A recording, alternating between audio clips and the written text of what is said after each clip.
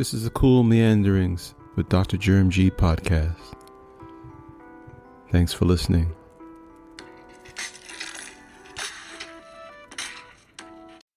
Welcome back to Cool Meanderings with Dr. Germ G. I'm your host, Dr. Germ G, and I'm here for a brief but enlightened overview of the new Fantastic Four movie. The Marvel Cinematic Universe released the Fantastic Four First Steps this weekend. I got to see it last night. And let me tell you, I think Marvel has nailed it. I think Marvel is almost all the way back. They still have to clear it with Doctor Doom, but I think that signs suggest that they're heading in the right direction.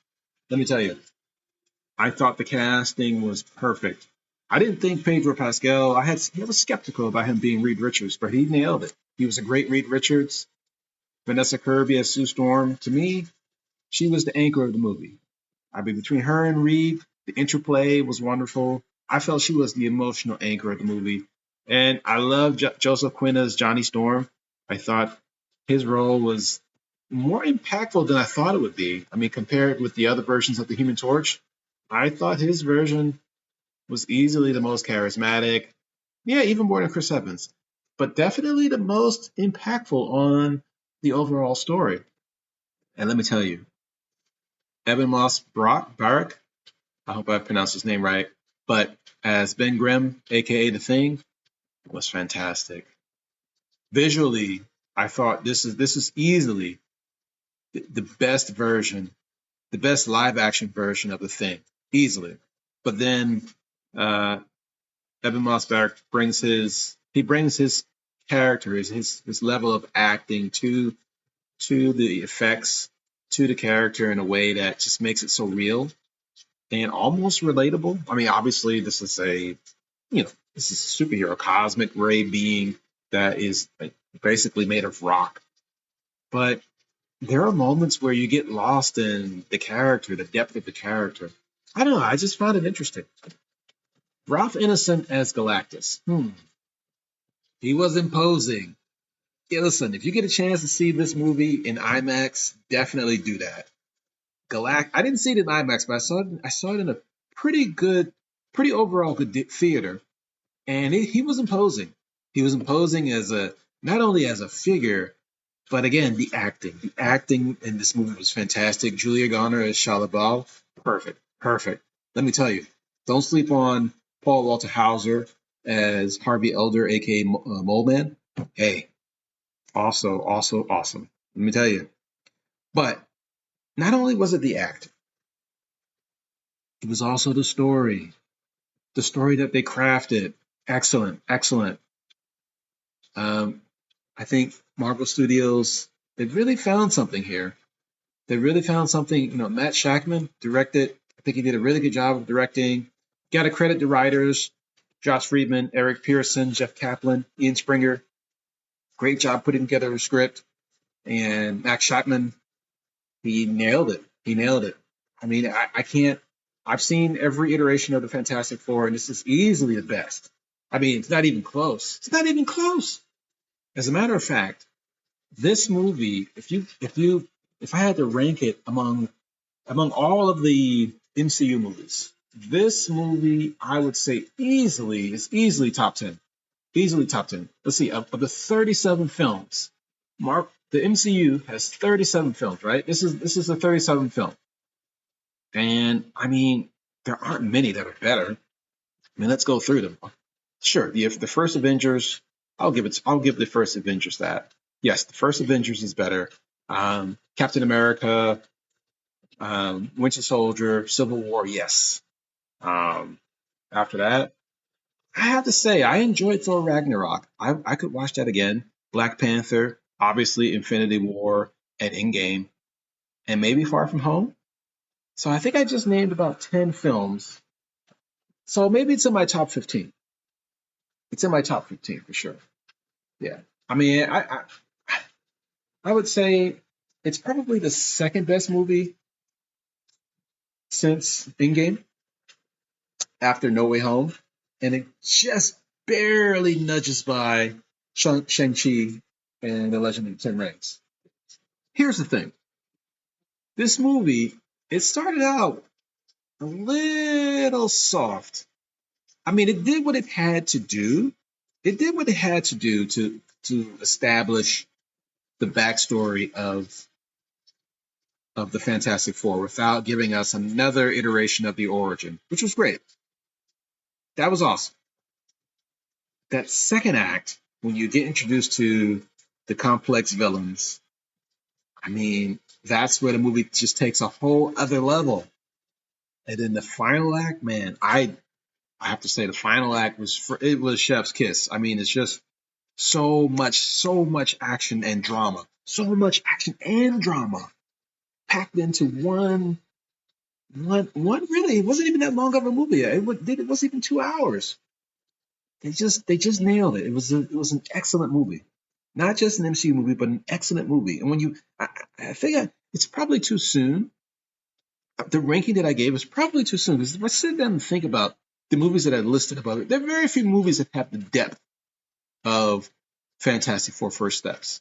What I mean by depth is, again, you have character development, you have the action, and you have the drama. And then there's just this emotional element that really brings you into deep connection with the story and the characters in such a meaningful way towards the third act where the movie a film that has depth, it really grips you in emotionally. And I felt like I was taken by surprise by the Fantastic Four in that way. I did not expect to be emotionally grappled by this movie, but I was by the third act. I mean, not only was I rooting for them, but like I really felt the connection all the way to the end there in a way that I would say emotionally, this movie emotionally took me to a place that the Avatar movies took me to, especially the second one. And that to me, that's profound. Yes, and very few MCU movies have done that. Endgame did that. Infinity War, I would say to a lesser extent, the first Guardians of the Galaxy. I would say to some extent the Black Panther movies, but and maybe I think the second Captain America, Winter Soldier. There was a certain depth, to a lesser extent, Civil War, but to Winter Soldier for sure. In terms of like just the depth of the movie. So when I look at it from that standpoint, it's probably a top 10 film. Anyway, my point is, this is one of the best MCU films. It's one of the best comic book movies that Marvel has put out. Period. You must see it. It's an absolute must see. In fact, I think it's one of the better movies I've watched in a long time. And that's I've seen quite a few movies now. I honestly think that it's one of the better movies, and it's a pleasant surprise. Listen, I enjoyed Superman. Superman was fun. Superman was fun, but this was different. Superman was a fun watch, but this is different. This is the kind of movie that resonates with me in a deeper way, in a more emotional way. I was with one of my kids, and there was some emotion there. I'm just saying, it's the kind of film that you can take your family. It's the kind of film that you can rewatch a couple of times. Like I have no problem going to watch it again. Given the price of filming, the price of seeing movies, and particularly if you want to watch on IMAX, it's you're talking at least $25 a ticket. I have no problem doing it. It's that kind of movie. Superman, less so. I like Superman again. James Gunn did an awesome job. Am I anxious to go see it again? Probably not. But this is one of those movies. It's one of those movies I could watch again, for sure. I could definitely watch it, and I might. I'm on the fence. I'm on the fence if I will or not, but I might. But here's the deal: does the movie set up things for Phase 6? Yeah-ish. I say yeah-ish because look, it's its own separate story, and I know that there's expectation that this carries over to the main 616 in the MCU. But in my opinion, the film doesn't necessarily it gives you clues as to what lies ahead, particularly the post-credit scene or mid-credit scene, I should say. But again, I wouldn't I wouldn't get my hopes up too high about that. I would say this movie is about the film more than it is the mid-credit scene. It just is, because it doesn't give you any kind of indication of any context, relationship. I mean, there's one clue, there's one little clue in the film, but again, it leaves the door open to interpretation of possibilities. So we really don't know. We don't know. We know what we are expecting a year and a half from now, but you have to see it. The film, it teases you. It's a real teaser. The mid-credit scene is a real teaser, and there are some other teasers in the film. But guys are gonna, they're gonna direct you here and there online. They're gonna take the ball and have your nose going left and going right, up and down. No one really knows except the writers, except the guys that are putting the script together, that are directing. They know the game plan. So I would say go see Fantastic Four. Enjoy the movie, enjoy the story. Don't get your hopes up too high with the mid-credit scene, post-credit scene, but take it for what it is, and then just know that Marvel's back, at least in the intro. We'll see what happens in 2026 with Spider-Man Brand New Day and finally the arrival of Doctor Doom. We'll see. But I'm telling you, this is a great start. It's a fantastic start for Phase 6, and I think it's a sign of things to come. And you know what? Listen, people easily forget. Phase 1, the Multiverse Saga, Phase 1 of they eventually called it the Infinity Saga, but that first phase, they were just trying to figure it out with Iron Man and Captain America and Thor.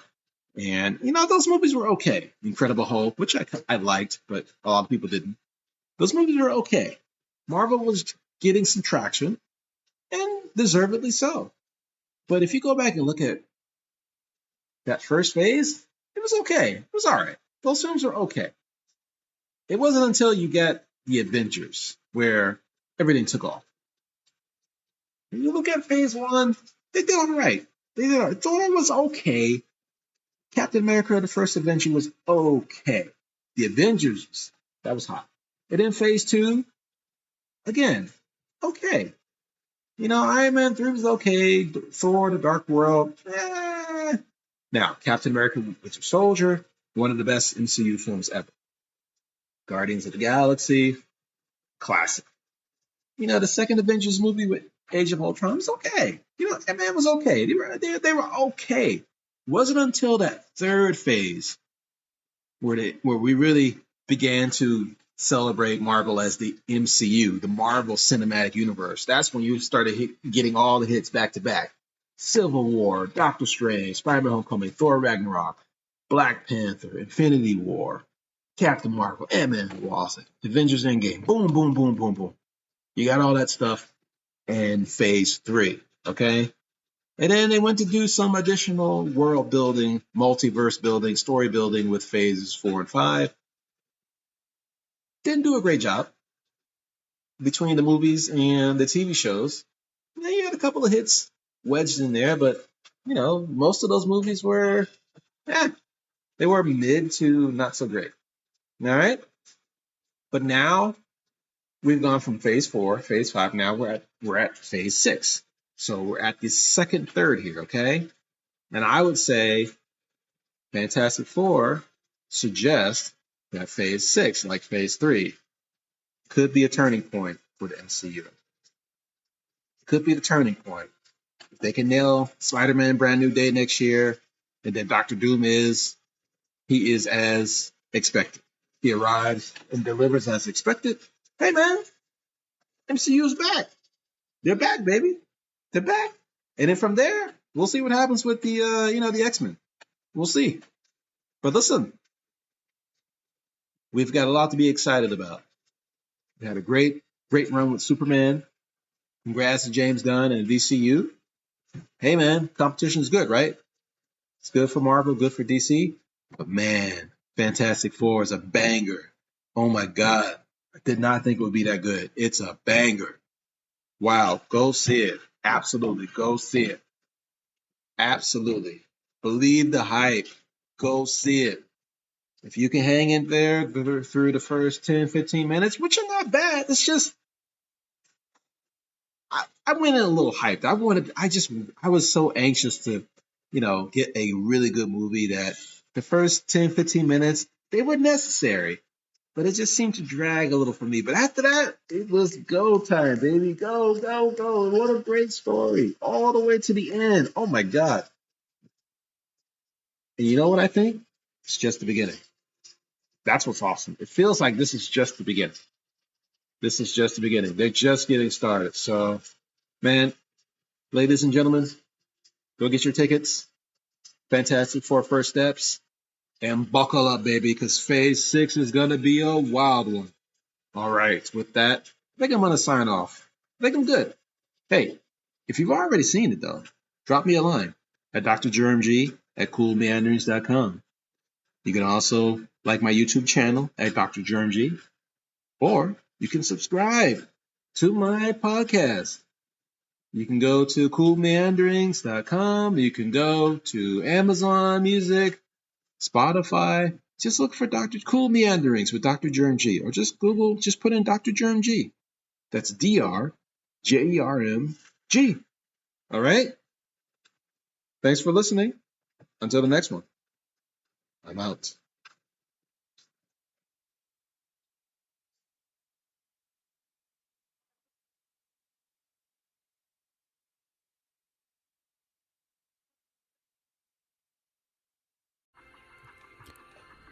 This is the Cool Meanderings podcast with Dr. Germ G.